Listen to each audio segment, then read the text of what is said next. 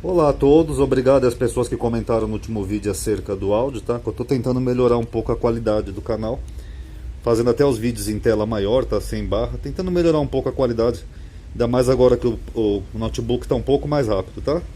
Eu vou falar agora um pouco sobre uma questão teológica, um pouco mais polêmica, mas eu não vou falar tudo num vídeo só, tá, pessoal? Porque tem muita coisa aqui, o esboço vai ficar muito grande. Tô usando até alguns blogs como base, que é uma questão interessante, né? Se Jesus esteve mesmo na Terra. Que nem nós já vimos em N vídeos desse canal, eu já mencionei em outros, Paulo, ele não cita nada da vida terrena de Jesus, nada. Ele não fala da expulsão do templo, que nasceu de uma virgem, que curou um cego cuspindo nos olhos, nada disso. E avaliar pelo enquadramento histórico dos evangelhos, a vida pública de Jesus, ela é tradicionalmente aceita, que foi entre o ano 29 e 33. Não é isso que todo mundo entende? Segundo Lucas, Jesus começa seu ministério por volta dos 30 anos. E durou aproximadamente uns 3 anos e meio, que todo mundo acredita. E isso coincide com o tempo em que Paulo estaria em idade adulta, nessa época aqui que Jesus estava aqui, ó, pregando. Deixa eu até dar um destaque aqui só para vocês entenderem melhor. Então, quando Jesus estava lá pregando com os apóstolos, Paulo já era um homem adulto. E de acordo com Atos dos Apóstolos e com as suas próprias cartas, Paulo andou por Jerusalém por bastante tempo durante a idade adulta, ou seja, na época que Jesus estava pregando. Paulo foi educado em Jerusalém e teve como professor o famoso rabino Gamaliel, o qual naquela época morreu em 63, segundo algumas fontes, e que durante muito tempo fez parte do Sinédrio. Algum tempo depois da sua conversão a Cristo, ele teve um episódio que envolveu indiretamente o rei Aretas de Nabateia, tá, em 2 Coríntios 11, 32 e 33. E esse rei árabe morreu no ano 40, ou seja, 10 anos depois do que, menos de 10 anos, né, depois que Jesus morreu. O que significa que a conversão de Paulo foi por volta do ano 30. Então, segundo os evangelhos, Jesus era famoso, né, tanto na Galileia quanto em Jerusalém. A fama de Jesus como executante de curas milagrosas espalhou-se até a Síria, aparentemente logo no começo da sua vida pública, que nem relata Mateus. Os evangelhos sinóticos descrevem apenas uma única cura e permanência de Jesus em Jerusalém, poucos dias até morrer. Mas, segundo João, foram várias viagens a Jerusalém. Então Jesus teve bastante vezes em Jerusalém. A sua entrada triunfal em Jerusalém atraiu a atenção das grandes multidões e incomodou até alguns fariseus da época, segundo os evangelhos. Cleopas, um dos viajantes no caminho para Emaús, insinua ao ressuscitado Jesus, sem reconhecer ele, que todos em Jerusalém conheciam Jesus. Você não soube o que aconteceu aqui, né? Que todos conheceram aquele que foi crucificado? Por outro lado, de acordo com Atos, Paulo exercia sua atividade em Jerusalém, antes da sua conversão a Cristo, como autoridade legal sob o comando do Sinédrio. É o que Paulo diz, que ele tinha cartas para perseguir a igreja, não sei o quê. E o Sinédrio condenou Estevão e Paulo supervisionou seu apedrejamento, e o do sumo sacerdote. Então, por que Paulo não conheceu Jesus quando esse causou distúrbio no templo lá, derrubou os cambistas e causou tudo aquilo? Até o sumo sacerdote ficou nervoso. Se Paulo era um homem que tinha até autoridade, né, que ele teve até presente na execução de Estevão, por que Paulo não viu isso, né, nessa data? Por que Paulo não soube nada sobre o julgamento de Jesus perante o Sinédrio, ou sobre os espetaculares fenômenos que aconteceram depois da crucificação? O véu do templo se rasgando, o suposto terremoto, o eclipse, etc. e tal. Por que Paulo, que escreveu cartas para comunidades tão distantes de Jerusalém, Roma, Grécia, Macedônia, Galácia, ele não fala nada desses episódios? Quando nosso Senhor foi crucificado, houve um eclipse, o véu do templo se rasgou em dois, nada. A resposta mais óbvia é que quando Paulo escreveu essas cartas, ainda não haviam os evangelhos. Mas aí fica uma outra questão. Já haviam essas histórias?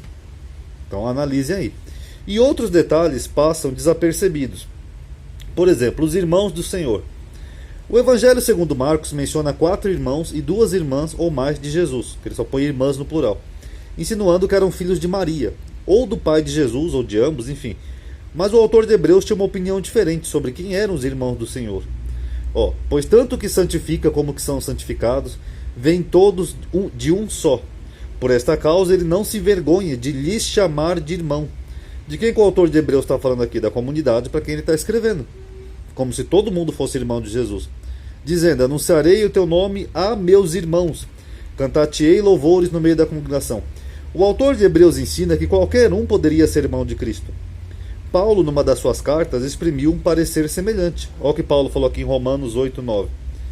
Porque os dantes conheceu, também os predestinou para serem conforme a imagem do seu filho, a fim de que os romanos, né, que ele está escrevendo, ele seja o primogênito, ou seja, o primeiro filho entre muitos irmãos, como se a família de Jesus fosse mais ampla do que uma simples família terrena, ou seja, todo mundo é irmão de Cristo.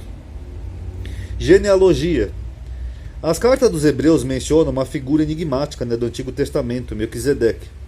Então isso aqui eu já li uma vez em outro vídeo, tá? Eu não vou ler, eu só vou mostrar alguns trechos para vocês curiosos sobre essa citação de Melquisedeque aqui que o autor de Hebreus faz. O autor de Hebreus está afirmando que Melquisedeque seria um modelo para Jesus. A semelhança de Melquisedeque, Jesus não teve pai e nem mãe, e nem genealogia. Ué, mas Mateus e Marcos não traçaram duas genealogias de que Jesus seria descendente lá do rei Davi? Então como é que o autor de Hebreus usa Melquisedeque como modelo, dizendo que Jesus era um novo Melquisedeque, e ele ainda cita que Melquisedeque não teve genealogia? Aqui, ó. Deixa eu só grifar aqui para vocês verem melhor aqui no texto, ó. Sem pai, sem mãe, sem genealogia. Então, se o autor de Hebreus está dizendo que Jesus é um novo Melquisedeque, e ainda citando isso daqui, o que ele está dando a entender? Que Jesus também não tinha pai, nem mãe e nem genealogia. Que dirá duas, né? Como está lá no Novo Testamento. Então, esse autor faz com que as genealogias que os evangelhos de Mateus e Lucas apresentam pareçam ainda mais descabidas, né, no contexto do Novo Testamento. Para mais, esse autor entendia que Jesus nunca esteve na Terra. Isso aqui também é mais um ponto interessante, porque ele escreveu o seguinte, ó. Ora, se ele estivesse na Terra, Jesus, nem seria sacerdote, havendo já os que oferecessem segundo a lei. Esse versículo de Hebreus aqui é até constrangedor para muitos teólogos, porque o autor está dizendo de uma forma indireta que ele não sabia que Jesus esteve na Terra. Se esse autor soubesse que Jesus tinha havido, um Jesus Nazareno que tinha andado recentemente pela terra, ele diria, quando ele esteve na terra não foi sacerdote. Mas não é o que ele diz, se ele estivesse na terra, nem seria sacerdote. Isso nos leva também a considerar o seguinte versículo 7, na sequência da equiparação entre Melquisedeque e Jesus. Porque aqui o autor de Hebreus ele faz uma comparação entre Melquisedeque e Jesus, dando a entender que Jesus seria o novo Melquisedeque, um novo sacerdote espiritual. O autor diz que Cristo não tem genealogia humana, mas procedeu ou provém da tribo de Judá, segundo uma interpretação imaterial das Escrituras judaicas. Se estas previam o Cristo a partir da descendência de Judá, então de alguma forma isso tinha que ser verdade, ainda que considerasse Cristo como uma criatura celeste, que é mais ou menos assim que o autor de Hebreus tem Jesus. O que o autor provavelmente queria dizer aos leitores é que Cristo foi revelado aos judeus e estes é que eram provenientes da tribo de Judá. Aí faria mais sentido esse versículo aqui, ó. Visto ser manifesto que nosso Senhor procedeu de Judá. Você pode ver que o autor de Hebreus não fala de Davi, não fala da mãe dele, do pai dele, só como se fosse alguém procedente de Israel, dos judeus. E isso de certa forma está em harmonia com o que Paulo escreveu em Romanos, que ele fala assim, ó, acerca de seu filho, que nasceu da descendência de Davi segundo a carne, e foi declarado filho de Deus com o poder do Espírito Santo. Tá. Qual é o problema desse versículo, Ronaldo? Em muitas traduções de Romanos, a expressão procedeu da descendência de Davi foi trocada por nasceu. Então ali seria procedeu da descendência de Davi. Aqui onde está aqui, ó, nasceu, em Romanos 1, 4. Então, para ligar essa passagem, foi trocado isso para ligar essa passagem com a existência física de Jesus. E pode ser que a expressão original de Paulo tenha sido descendência de Judá, ou nenhuma, por se tratar de mais de uma inserção, ok? E aqui na Epístola de João, eu já tinha mencionado em outros vídeos que João ele parece que está combatendo os docetas, que era uma seita do primeiro século, que entendia que Jesus era só um pneuma, um sopro, que ele não veio fisicamente para a terra. E João tenta combater isso em todas as epístolas, ó. Todo espírito que confessa... Esse aqui eu copiei errado, perdão. Porque já muitos enganadores entraram no mundo. Então, na época de João, os quais não confessam que Jesus veio em carne. O que João está dizendo? Que na época dele tinham pessoas que falavam que Jesus não veio em carne, veio no espírito. E aqui na outra epístola de João ele fala, ó, de todo espírito que não confessa que Jesus veio em carne não é de Deus. O que João está fazendo? Ele está combatendo pessoas que diziam que Jesus não veio em carne. Mas aí fica uma pergunta, se Jesus veio realmente fisicamente, entrou no templo, expulsou os mercadores, curou cegos e doentes, por que tinha necessidade dos apóstolos combater uma seita ou mais de uma seita no caso, que dizia que Jesus não veio em carne. Por quê? Não é estranho? Por que pessoas supostamente iam dizer que Jesus era só uma ideia, ou só um espírito, um pneuma ou algo do tipo? Então fica aí. Será que por acaso pode ser até de Hebreus que ele está falando, ou do próprio Paulo? Eu acho improvável, eu acho que não. Mas eu acho curioso que realmente parece que tinha essa concepção. Nem todo mundo entendia que Jesus veio em terra no primeiro século. Veio em carne no primeiro século. Não é curioso?